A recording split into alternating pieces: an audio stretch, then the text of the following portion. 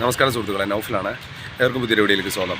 ഞാനിപ്പോൾ ഇന്ന് യാത്ര ചെയ്യുന്നത് ഫറോക്കിൽ നിന്ന് തിരൂരിലേക്കുള്ള യാത്രയാണ്.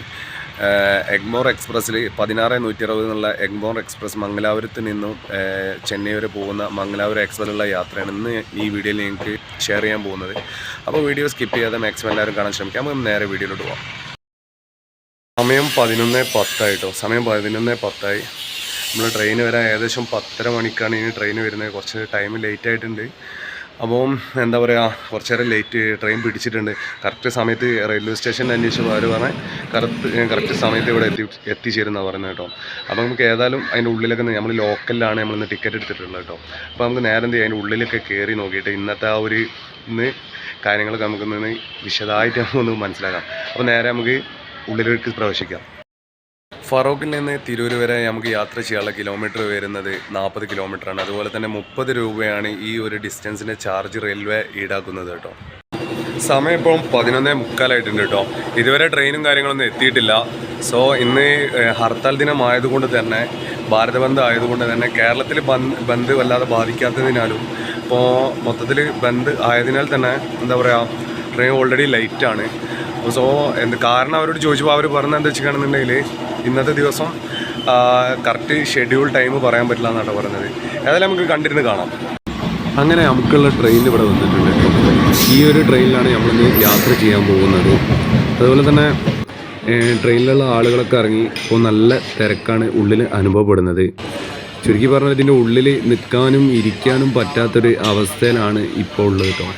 കാരണം നമ്മൾ നിൽക്കുന്ന സ്ഥലത്ത് പോലും ആളുകൾ അവിടെ ഇരുന്നിട്ടും അവർ ലഗേജ് വെച്ചിട്ടും എന്താ പറയുക, അങ്ങനെയുള്ള ഒരു സിറ്റുവേഷനിലൂടെയാണ് ഇപ്പോൾ ഇന്ന് ഈ ഒരു ട്രെയിനിൽ നമ്മൾ യാത്ര ചെയ്യുന്നത്. കാരണം എല്ലാവരും എന്താ പറയുക, തൂങ്ങിപ്പിടിച്ചിട്ടുള്ള ഒരു ഇതാണ് ഇപ്പോൾ നമ്മൾ കാണുന്നുണ്ട്. വണ്ടി ഇവിടെ നിന്ന് എടുത്തു കഴിഞ്ഞ് അങ്ങനെ നമ്മൾ ഫറോക്ക് വിട്ടു.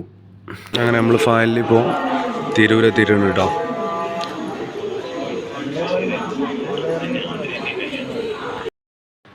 അങ്ങനെ നമ്മളിപ്പോൾ തിരൂരെത്തിയിട്ടുണ്ട്. ഇനി തിരൂരിൽ നിന്നുള്ള ഇന്നത്തെ ഒരു ദിവസത്തിൻ്റെ ഒരു പ്രത്യേകത ഉണ്ട്. ഇന്ന് ഫ്രൈഡേ ആണ്, വെള്ളിയാഴ്ച. ഇന്നൊരു വെള്ളിയാഴ്ചത്തെ ഈ ഒരു തിരൂരിനെ സംബന്ധിച്ച് ചെറിയൊരു പ്രത്യേകത ഉണ്ട്.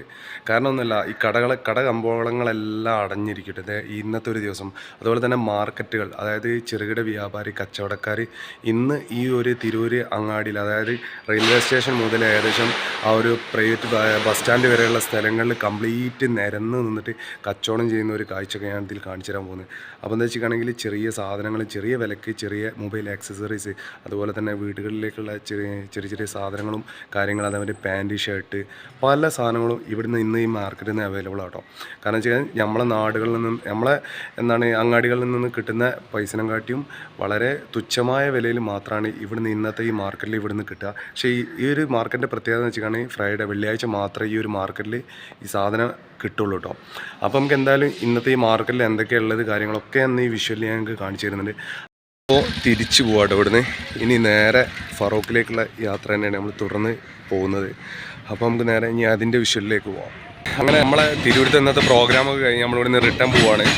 സോ ഇന്നിപ്പോൾ 16-650 എന്ന് പറയുന്ന പരശുരാം എക്സ്പ്രസ്സിലാണ് ഇന്ന് നമ്മൾ തിരൂരിൽ നിന്ന് ഫറോക്കിലേക്കുള്ള യാത്ര തന്നെയാണ് എടുത്തത്. സോ നമുക്ക് നേരെ ഇനി റെയിൽവേ സ്റ്റേഷൻ ഉള്ളിലോട്ട് പോയി നോക്കാം.